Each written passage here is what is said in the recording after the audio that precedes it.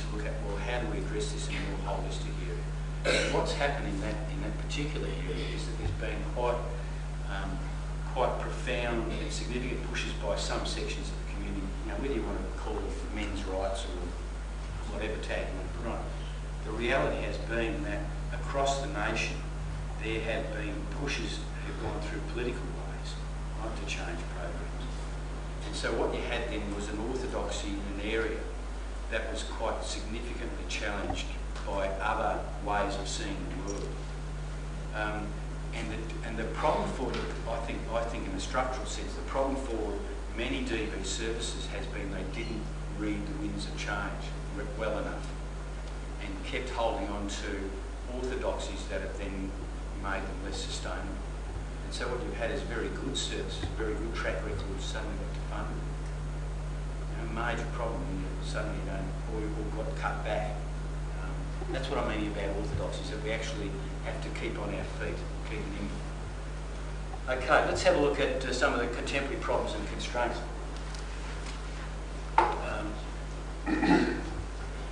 I would argue, and for those, here's a big advertisement. You should come to Perth, sunny WA, actually sunny South Australia. Eh? Come to WA in November.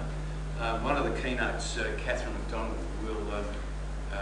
She's been doing a lot of work on what she calls the professional project of social work, and in fact she argues. I just remember I didn't turn off my mobile, which is a really bad thing that I should have done. One of the things that she argues is that social work made a strategic error in that it aligned itself for far too long to the professional project. That whilst that was valid in the 50s, 60s and 70s, that it made a mistake by holding on to it far too long. And that the world changed, and that instead of using and articulating social work's knowledge base and skills in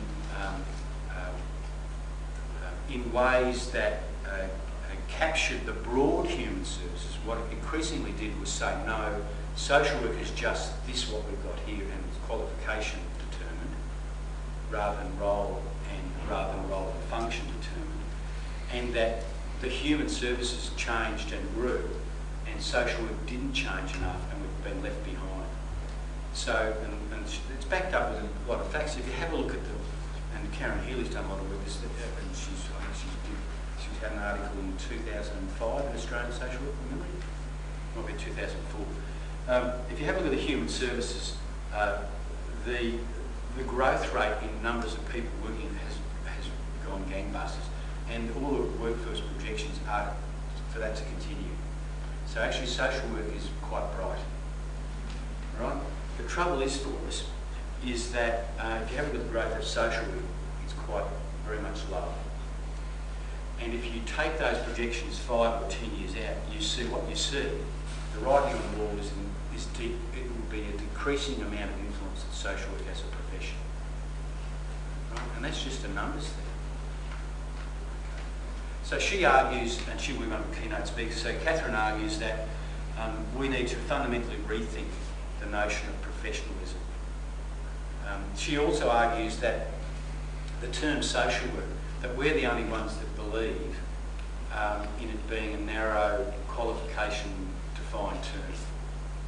She says, look, if you look at, who else believes that?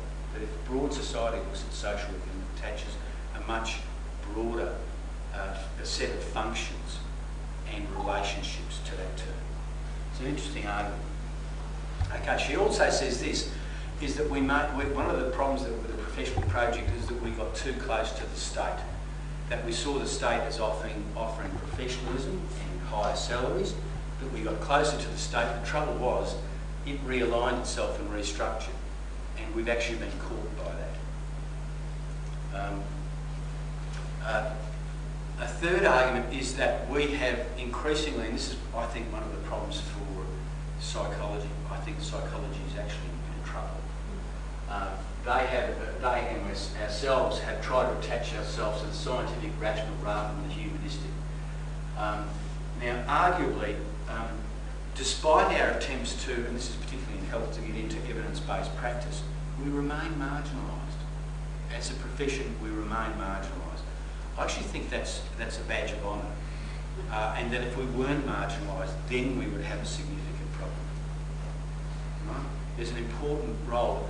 Our social role is to be marginalised. If we are to work with the disaffected and the disadvantaged, then we can't expect them to be, a la psychology, the technical, rational expert that gives assessments.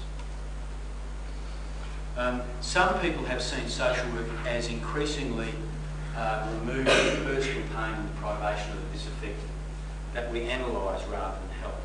Now, I don't want to overstate this because I've been, we go too far in painting a picture, but I think there is some truth to that, and that hole, in a sense, has been filled by a range of other qualifications, including the 3 welfare and youth service degrees, including a range of degrees such as arts with the sort of psychology major. Those sorts of people have actually moved in on a whole range of jobs, especially at the community-based level. Now that's a trend that is going to continue. Why? Because there is a looming labour shortage in social work and the human services. So don't think that these trends are going to stop. They're actually going to increase. And employers, especially the community-based organisations, are really struggling at the moment to get good people, to have bums on seats.